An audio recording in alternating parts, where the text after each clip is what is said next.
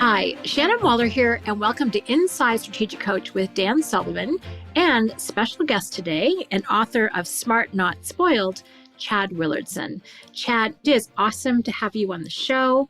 Cannot wait to jump into Smart Not Spoiled, this incredible book. Let me just read the subtitle: The 7 Money Skills Kids Must Master Before Leaving the Nest. Super important topic that a lot of people miss. So before we jump in, Dan, I know you've got some great things to say about why this is so important, but Chad, why don't you give us a little bit of an intro as to who you are and why you wrote the book? So this topic is important to me both professionally and personally. And once again, Shannon and Dan, thank you for having me on. I'm a father of 5 kids. My wife and I have 5 children, ages 6 to 17. And one of the things that we struggle with as successful entrepreneurs is how do we teach our kids to be smart and not spoiled? How do we not ruin them? You know, they have things that we never had. And so my background in wealth management for entrepreneurs and families, I just felt like if I can't get this right, then nobody can. And so I needed to really kind of dispense the knowledge I've gained as a parent and as a financial expert to the world to give families and parents resources to really, figure out what do we need to teach kids? How do we need to teach them? And why do we need to teach them about money? To teach them basically the correct principles that are not being taught in schools. And so that's just something that I'm very passionate about. And that's where this book came from. I was thinking of how great it was, the timing of the book, that it came out during what I call the Great Lockdown, worldwide. And I think that the issue of education and children, so obviously education in the family and how the family educates, but the kind of education that children are receiving in the school, that's suddenly become a hot issue. I'm a kind of a political junkie, and so I read the articles and I watch what's going on. And it seems to me that we've reached a tectonic shift in how parents are thinking, especially if they're entrepreneurial parents and they have the position to kind of create the freedom for their family to kind of operate according to their own values, their own principles. So can you think of a single incident that actually triggered the decision to write the book? Because it also accompanied something you did with your children at the same time. Sure. It's such an interesting opportunity to really step back and evaluate what are my kids being taught and who's teaching them, and is that what I really want? And I would say, one of the instances I referenced in my book was we talk about how my wife and I have never paid an allowance. We just have never given our kids an allowance, just paying them to exist and to breathe. We've always tried to create opportunities for them to take initiative and to be entrepreneurial, to earn money. I remember we were leaving Disneyland, and we'd already spent a lot of money that day with 5 kids at Disneyland. And it's the end of the day, the fireworks show's done, and we're walking out towards the tram to the parking lot. And one of my younger children sees the Mickey Mouse balloons that are glow in the dark and says, Dad, can we each get one of those Mickey Mouse balloons? And I was like, no, we've already kind of spent enough money for the day, so we're just going to call it a day. And they're like, well, just go over to that money machine box over there and take some of the money out, and then we can get our balloons. And it kind of hit me like, you know what? If they think the money comes that freely out of the money machine box, then we need to do a little bit more conversations and education about the source of money and what money means. And that was one of the moments where I said, I've got to do something differently, obviously. So, yeah. Chad, what about yourself? Let's get a little history here. How did you grow up? I grew up in a middle income family, pretty modest home. My parents were married. I'm the oldest of 4 kids, and we had about a 1,000 square foot house when I was growing up. My parents had a 10-year-old used car, very frugal, very responsible, very charitable, but not a lot of money background, not entrepreneurs, no entrepreneurs in my family. I was kind of the more of a risk taker personality, kind of a go for it kind of kid. We were taught to be responsible, but I didn't know much about money growing up. So this is something that I learned after I started my career post-college. Mm-hmm. So the other issue that came up at the same time as the motivation to write the book was your own observations that right at the beginning of the lockdown, what happened to the school system and how your own children, who I guess are all in the school system. So if they're 6 to 17, I would say Yeah. they're all connected. So what did you observe? First of all, it was unnatural situations. So there was disruption just caused by a general unnatural situation in the world. But what did you observe that just said, even when it's natural, there's something wrong here? I think what was interesting is, first of all, school was canceled. And I live in the state of California, so we have stricter rules than some of the states in the U.S. But first, school was canceled, and then it was brought back virtually.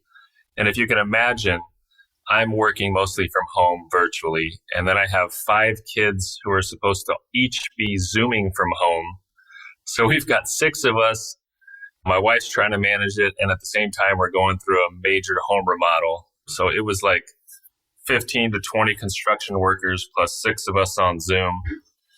It was chaos. But as we started observing a little bit about how the learning was going with this Zoom school in this new world, it kind of caused me to pause and reflect. And my wife and I said, is this really what we want? Do we want our kids in this system? And are we getting the value that we really want? And do we have the freedoms that we want? And basically the answer was no to all of that. As we saw what was being taught and the learning that was happening, it was like, you know what, if we take this into our own hands, if we find some potential partners and tutors that are experts in their fields, could we create a curriculum? Could we create a program where we could teach kids about entrepreneurship and money and finance and, communication and public speaking and lots of these things that aren't really taught in the school systems? And so it coincided me with writing this book, the decisions to really kind of check out of the matrix for our kids and get out of that system and create a more family value focused program that we feel will serve our kids better in the long run. Well, one of the things that's interesting is, Shannon, you probably remember, it was a TED Talk, and it was the person who talked about outliers. Malcolm Gladwell. It could have been Malcolm Gladwell, but I don't think it was. It was somebody else. Malcolm Gladwell wrote a book called Outliers, but this person, and he said that you have to understand, he said that for about the last 100 years, we've thought about processing people in systems that are very, very similar to how factories process materials and products.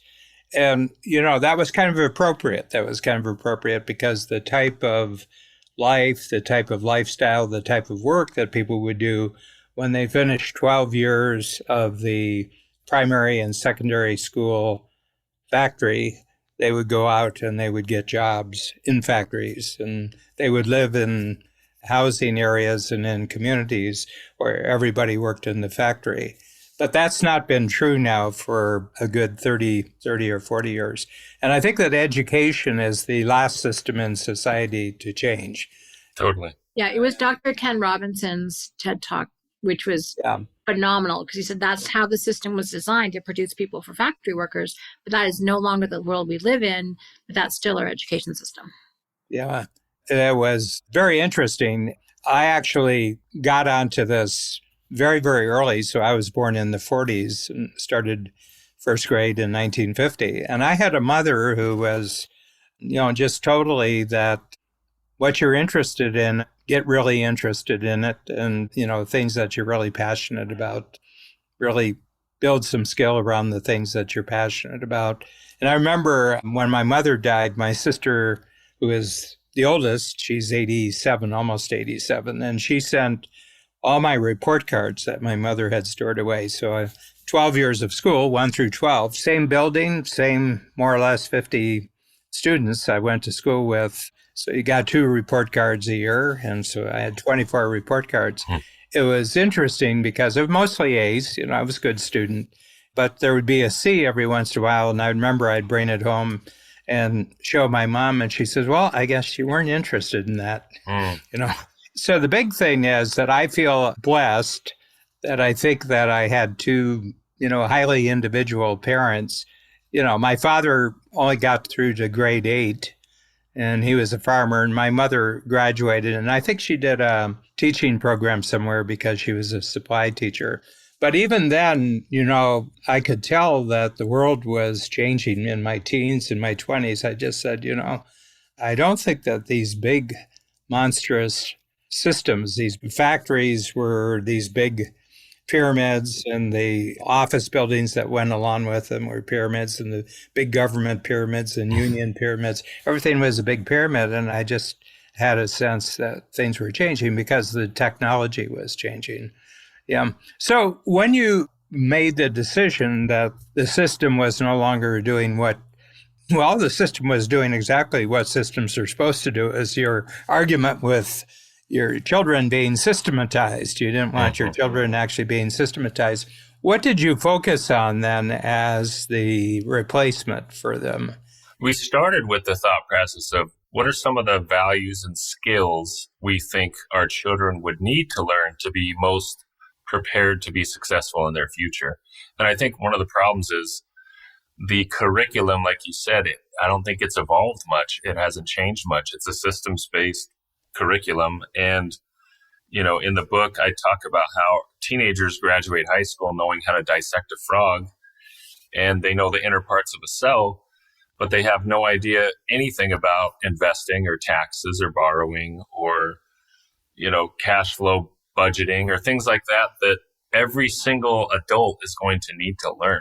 And so my wife and I essentially started from ground zero. What do we want our kids? What are the values and skills we want our kids to learn by the time they're 18 years old? And then the next step was, who are some of the mentors and experts, and what are the best minds and thinkers that they can tap into to teach those different values and skills? So fortunately, when it comes to the entrepreneurial things and the financial skills, that's something that I can fill. But there are many other topics that we've looked at and had to bring in some who, not how partners. So just as you talked about this in social settings, which you did, I'm sure, friends, family, whatever, was there a range of response to what you were doing? Definitely a range. I don't think people are surprised with it now because they kind of know that I'm a quick start and I make decisions based on kind of what seems like the best route. But certainly some people, I think, expressed the desire to do it, but they just didn't have the courage to. I felt like that was one of the things I noticed. It was like, man, I would love to do that. But, they just don't have that next level courage to check their kids out of the system and really explore what's best for them. We just went to New York City for Thanksgiving break, and my wife kept our younger 3 kids for an extra week there and went to all these cool museums and did these basically hands-on experiential historical site visits for a full week. She had it all mapped out. And it's like my kids would never get that kind of experience if they're sitting in a classroom for 8 hours hearing lectures out of a book. But here they are. They can say, I've been to the Natural Museum of History, and here's the cool stuff I saw with my own eyes. Mm-hmm. Yeah. You look like you're just at the beginning of your career, but you've actually got quite a number of years behind you. Clients kind of like you? Do you have clients, the financial investment clients, who are also dealing with the same issue? Yes, I would say most of our clients, I think in our business, and this is my 20th year in business, but in our business, you kind of attract clients who are like you. And so when I write down my ideal client, if I'm honest with myself, I look at the list and I'm like, yeah, it's kind of like who I would want to be close friends with, someone who's like me.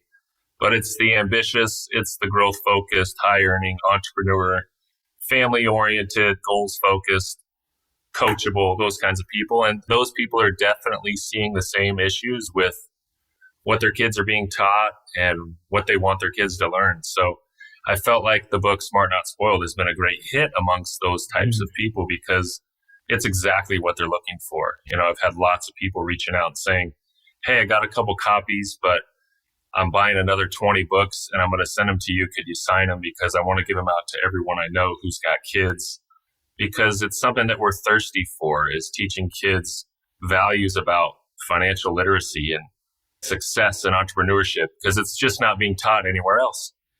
So when you do this, you were talking about courage, people don't have courage. And one of the things that I find is that people who are courageous in the eyes of other people, certainly it is courage. I mean, to do something different.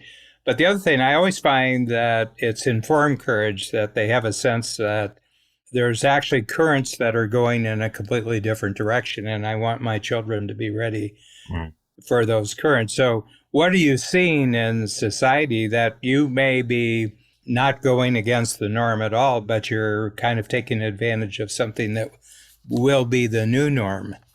I see the currents taking it in a different direction, in the sense that what these kids learn, even in college, let's say as a freshman in college, 4 years later, that stuff's completely irrelevant.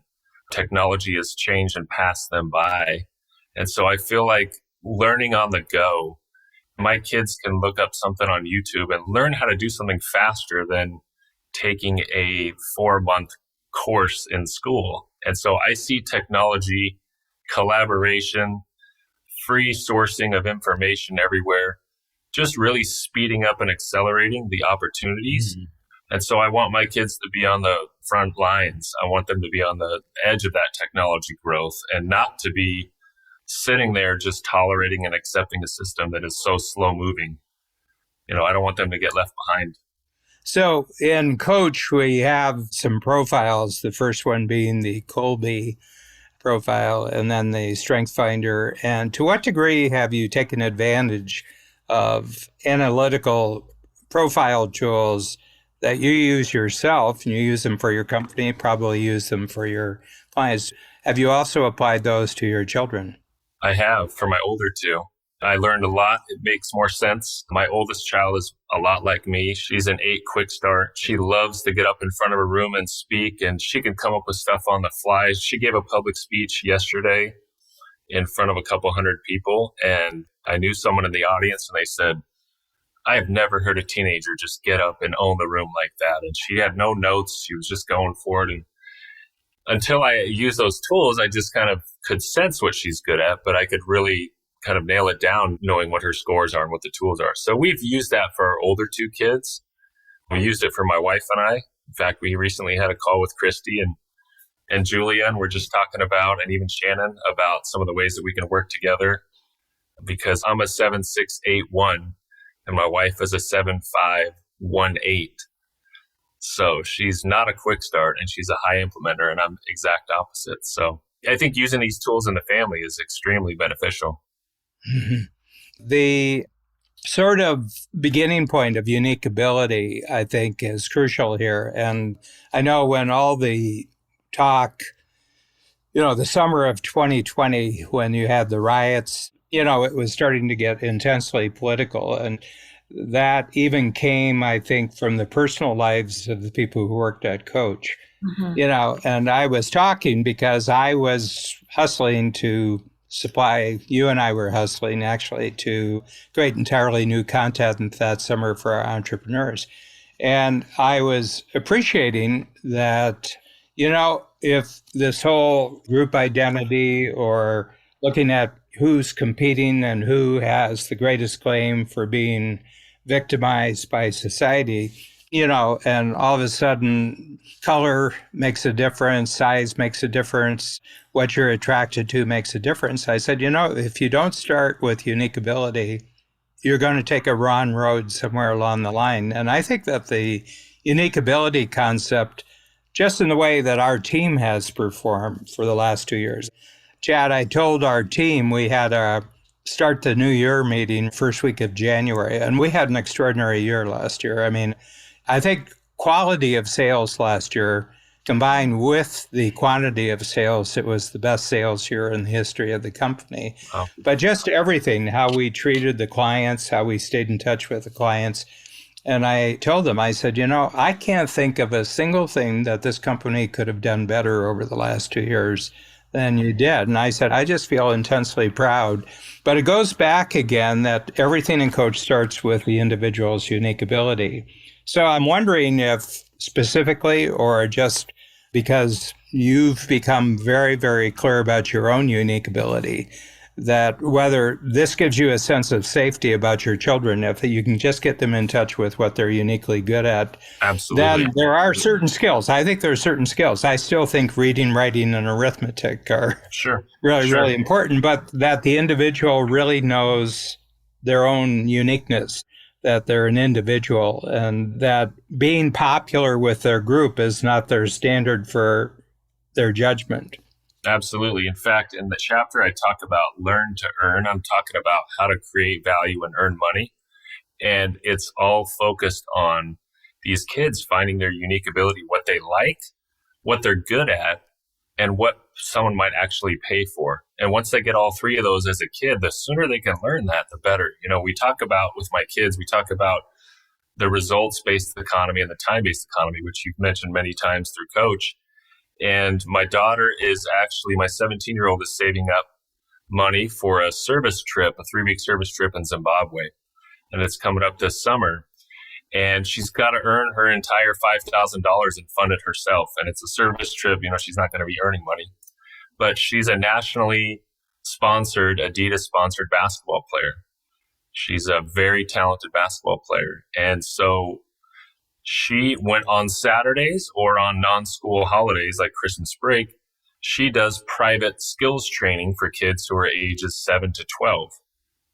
But when she's doing these skills trainings, she's making $140 an hour. And I said, you realize that you could be working at a local fast food chain like some friends of yours making $14 an hour, doing something you don't enjoy. You might be mopping the floor or cleaning the toilets or picking up trash. $14 an hour minus taxes, and you're making $140 an hour doing something you really love, which is playing sports outside.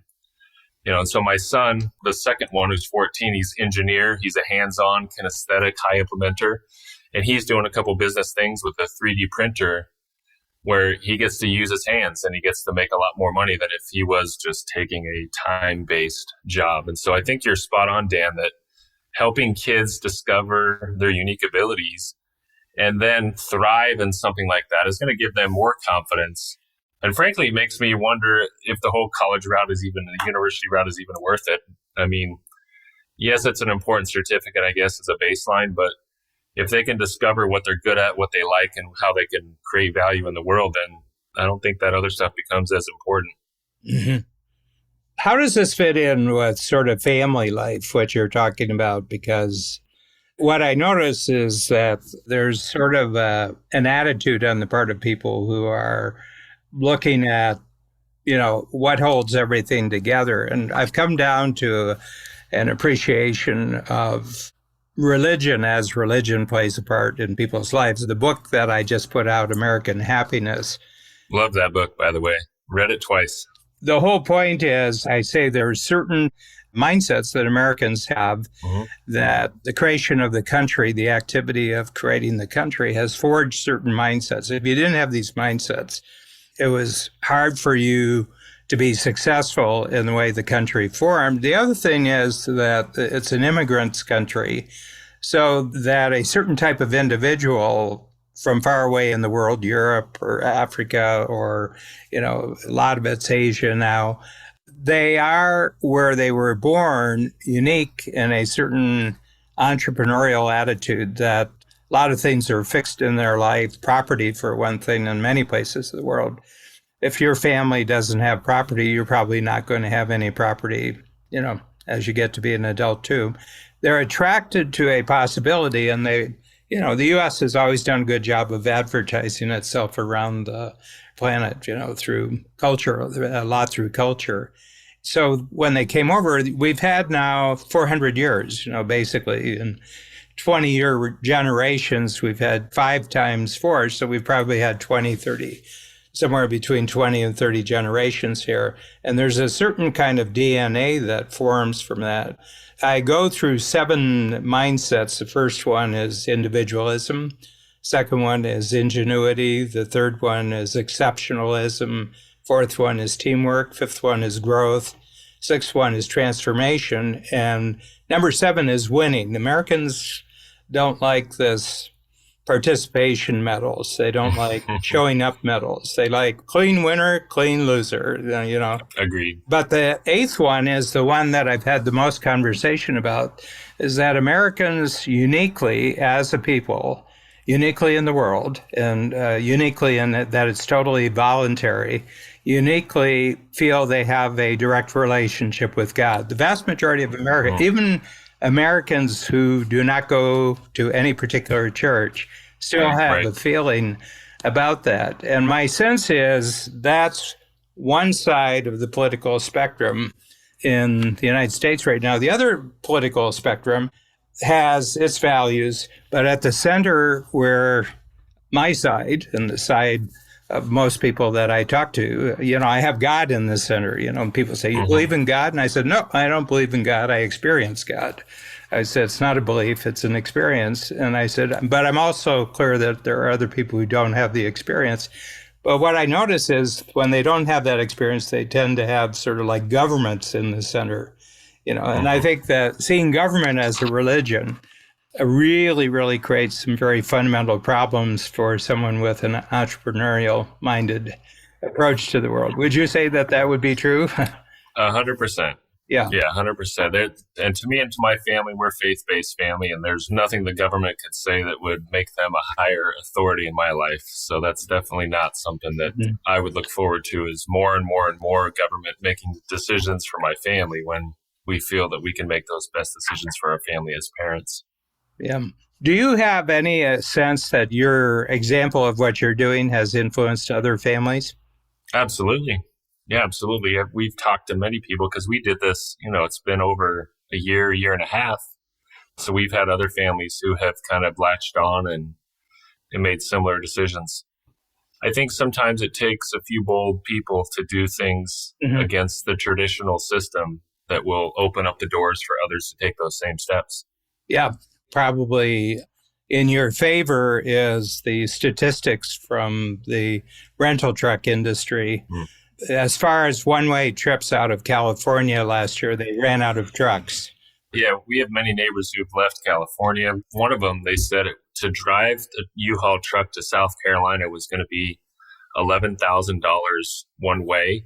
To drive it back, it was $800. And so he had to take 2 trips, and he said... Well, otherwise, how do they get the trucks back, you know? Yeah, exactly. So he ended up just buying a trailer because he had 2 trips, and he said it's just not worth it. Yeah. You know, so I think we're seeing a change in the way people view education, especially of their young children. And it's a great reset, I think, to really question the systems that have been in place for so long and say, what are my children being taught? And what would I like them to be taught? One of the things I really appreciate about your book, Chad, is that it educates parents as well as the kids. It's like to do a financial literacy curriculum. Most people are like, I've got 2 or 3 of the 7 things that you talk about. And I know for me, it took me until mid to late 20s. Like I understood spending and saving. Right. Investing wasn't even on the radar. That was a completely foreign concept. And I'm still learning, but I'm much better now in my 50s. What I love about it is it's for kids, but you're going to read it as a parent, and you actually equip you as a parent to be able to go, oh, this is what my kids need to know. I probably need to bone up on this, this, and this. And I really feel like you've given this amazing guide to people to give them confidence about what people need to know to be independent, to be successful, to actually accomplish American happiness, you know, and to be able to participate in that. So I know I really appreciated it from my own education standpoint. So then I can pass it on to my kids who are 18 and 21. I'm like, darn, I wish I knew this earlier. would have been really helpful. Never too late. Yeah, I just appreciate the perspective and the clarity and the models and the examples you have in the book too. As a parent, it makes it way easier for me. Oh, thank you. I feel like we added a lot of little parent tips in there. I put in a lot of stories from other parents. But then at the end of each chapter, I have something called Try This at Home Family Activities. So just throw in some little examples and ideas that families could actually try and implement instead of just thinking about the topic as a philosophy. Yeah, let's get a plug in here. Yeah, sure. Yeah, Smart Not Spoiled. Is there a preferred way that you want people to order the books, or just go to Amazon? Just go to Amazon. Yeah, I did this book, Stress-Free Money. My first book, I had a professional voice actor do it. And this book was so full of personal stories with me and my kids that I did the voice audiobook myself, went to the studio and did it here in LA. So yeah, Shannon and I don't even bother reading the text. We say, if you want the exact text, read the text, but Shannon just interviews me. I'd like to jump just a bit, Chad, and go to the collaboration with Scott, because this is enormously scalable, the next thing that you're talking about. I think the book is very scalable, and it will be a tool that accompanies, but I think the thing that you're doing with Scott Donnell is really extraordinary. It's exciting. So the company we started is called Gravy Stack. Gravy Stack is reimagining finance for kids. It blossomed out of him hearing about this book, and he already had a business that was doing business fairs, child business fairs for kids. And then he heard about Smart Not Spoiled, and we connected almost a year ago, flew out to Arizona, my wife and I, and met with him and his wife and just hit it off. We had plans to have dinner for an hour, and it was 11:30. It was like a 5-hour dinner, and they kicked us out of the restaurant. So Gravy Stack we're planning to launch between April and May of 2022. It's going to be a financial banking app for kids. I don't even know where to start, Dan, to be honest. We're so excited about it. I think it's going to disrupt the banking system in a very big way for kids. Let's talk about two capabilities here, because it's a collaboration between two entrepreneurs, that you check off the boxes, you're cash confident, that you're actually in relationship to this. You are devoted to the same hero target here. True. And that's what holds collaborations together, is that it's for the parents and children to acquire not only knowledge, but working capability of how to work with the banking system. Yes. Or the financial system in general. Like you said, we're both entrepreneurs who have cash confidence and big ideas. I bring the financial expertise and the 20 years of experience there, and he brings just an amazing visionary skill and the technology background. He's a tech visionary for sure. And we've hired experts from Amazon Pay, from Venmo, from PayPal. We've got some tech experts that have been in the financial industry. We were just on the phone before this call, actually, and we've got a hire that's coming in that's one of the best tech and gamifying experts in the industry. So it's going to be an app that not only is a banking app for kids, but it teaches entrepreneurship, financial literacy. Kids are going to be able to challenge each other. We're actually going to be, I don't know if we've talked too much about it publicly yet, but we're going to have an element of cryptocurrency and NFTs for kids based on the financial literacy challenges that they're earning. So a lot of exciting stuff. When you were telling me about it, because we also had dinner with Scott a couple months ago in Scottsdale, Babs and I had just been on the trip with Peter Diamandis on the Breakthrough Regenerative Medicine. But one of our stops was in Manchester, New Hampshire, with Dean Kamen. And Dean Kamen is like a throwback inventor to the end of the 19th century. I don't even know if he has a college degree, but he's got 80 inventions to his name. He has, you can call it a wheelchair, but it's not really a wheelchair, but it can go up and down stairs. He invented this and go up and down stairs. And a lot of his main customers for a lot of his health-related products and that are the Veterans Administration. It's for battlefield. Wow. Individuals who are crippled on the battlefield. And right now he is printing skin. Actually, with 3D printers, are printing skin for burn patients, battlefield burn, and then also actually growing new bones using the original DNA of the injured person and ligaments. And so that's what he's doing.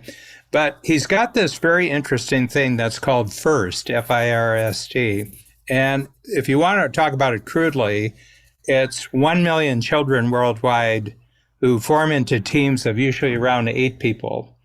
And they're usually school-sponsored. It's a high school-sponsored thing. And as a team, they'll create a robot, and then they go into a worldwide competition, and they have local, district, regional, national, and then world championships. Babs and I sponsored 2 schools this year. It's 10,000. And that brings in a skilled instructor. Otherwise, everything is provided, by the children themselves. But it would be worth your while to watch their model and see if you can do this with Gravy Train. Gravy Stack, yeah. Gravy Stack. Gravy Train comes later. This is yes, Gravy Gravy Train is their outcome, yes. For both us and the kids, that's right. Yeah. Gravy Stack is the skill acquisition, and Gravy Train is the breakthrough result of the capabilities. Absolutely. But the big thing, if you could think about it, because you could actually use almost like the Scout movement or something, that there's levels of capability and levels of competition. Yeah, certification. Absolutely. Yep. In fact, we plan to have a certification program. I've been the merit badge counselor in the Boy Scouts of America for the personal financial merit badge for 20 years.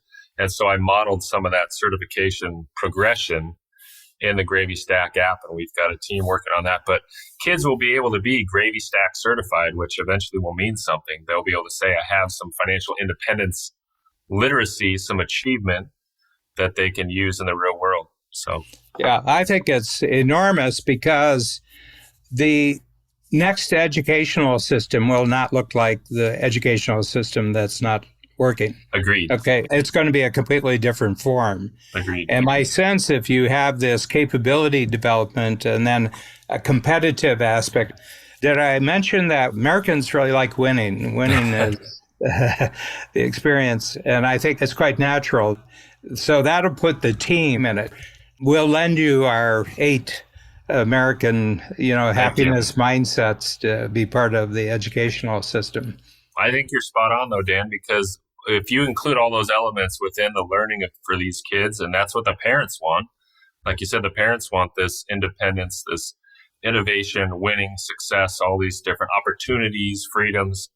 These are the things that they want for their kids. And I think when we involve technology in a fun, gamified way, it's not like we're the banks today. The banks today are like the traditional schools. They're outdated, they're corporate, they're institutional, they're these big blocks of nothingness where there's bureaucratic stuff everywhere. What they're doing at the banks is they just literally are giving kids a debit card and a packet of jargon, sending it home with the kids. The kids are never going to read it. They're not going to learn. And so as we're creating these really cool avatars and the skins and the coins and the fun gamification where they can actually choose what they want to look like in the games and compete with friends and challenge friends and see the leaderboards and things like that. It's just a totally different approach to the education and financial systems that, like the school systems and the banking systems, are just kind of old school, outdated. Yeah, it's very interesting, the history. I'm sort of a history buff, and I looked at the history of the American public school system. And it actually has its roots in Germany. Germany was the first country that really put in a public school system, and that was in 1830s, 1840s. Germany wasn't actually a country until about 1870. They were all these little duchies, and then it was all melded together, and they created this system, and it was very, very German-based. It came to the United States because even today, the largest ethnic percentage in the American population is actually German. 46% of the American population has German ancestry. So there was this connection. And part of it, which actually triggered it, was that when the Catholics came to North America, they already had a school system. The Catholics always had a school system. Like I had 12 years, 1 to 12, in a Catholic school, and there were 2 Catholic parishes. 50% of the population in my town was Catholic. And they had this system right from the beginning. When the Catholics planted, they brought the school system with them. America is essentially a Protestant Christian country. Canada is actually more Catholic than the United States. And so they saw a real worry that in the marketplace for opportunity and the marketplace for achievement, that these Catholic kids were going to run ahead of the Protestants. So there was this rush move to make sure that they had their own system and that it was funded by the government, that it would be a government-funded system. And, it did what it needed to do for when the main objective were these big systems. I have no complaint, but when the big systems are no longer the model of the world that anyone is going to go in, and you're becoming even more that way in your school system, it seems to me that there's a worthlessness to the activity. Totally. And I'm leaving this conversation about Smart Not Spoiled, about Gravy Stack, really encouraged about how things, to use our criteria, Dan, could be faster, easier, cheaper, bigger results for our kids. Yeah. Because it does feel like existing systems are slow and bulky and bureaucratic. Yes. And not so much really focused on the output for the kids, but rather for the benefit of the people in the system. So I'm even more excited than I was coming in about the possibilities and the speed, between YouTube and Gravy Stack and all the ways that people can learn now. And gamification is completely the way to get kids' attention. You've really, I think, contributed a major element to assisting parents with their kids to get a new, better reality for their children, which is what all of us really want. Thank you. Yeah, I think it'll grow itself through entrepreneurial networking. First of all, it's a elective system. I mean, you have to pay for this system. So it's not subsidized. It's not a subsidized system. But, entrepreneurs are also the most charitable of individuals. I mean, that's proven by the statistics that people who own their companies are the most charitable and generally contribute the most to their communities because they've got the freedom of time, money, relationship, and purpose to do it. It seems like you're doing something that's a perfect fit right here between the exponential growth. It's not the number of people who are entrepreneurs, but the capabilities of entrepreneurs that are being multiplied by technology and networking and a lot of the concepts that we're teaching in Strategic Coach about collaboration and teamwork. I think your timing is just really good right here. Thank you. I'm excited. And like Shannon said, I feel like these innovations and these concepts are going to be more attractive as people are realizing kind of that old staunchy traditional system is not creating the output and the outcomes for kids that our kids deserve in a changing world and a high-tech world where the world is more flat than it ever used to be. Yeah. We need to be moving it quickly. These kids, their attention spans are short. You can't sit them in a classroom and treat them all the same when they've all got, like you said, different unique abilities and different interests. Well, their attention span is short except when they're hyper-focused. And when they're doing what they love, when they get to choose electively, like you said, when they choose what they're learning and they choose what to focus on, the sky's the limit. When they're stuck in a box, it's not the same thing. Yeah. That's awesome. Chad, thank you so much for joining us today. It was really fun to have this wide-ranging conversation about education, but more importantly, just how to get your kids to be financially literate, which probably means you're going to be more so as well. Show the book again. Sure, yeah. Here it is. Okay. Smart Not Spoiled. We'll Yeah, there you go. Shannon even brought it. Look, on the travel. I appreciate that. I brought it with me on my trip. Yeah. I know. So go to Amazon. Yeah, it's on Amazon, all the good sources, and also looking forward to Gravy Stack. That'll be pretty exciting. Thank you. Thank you very much. I'm excited. Thanks, Chad.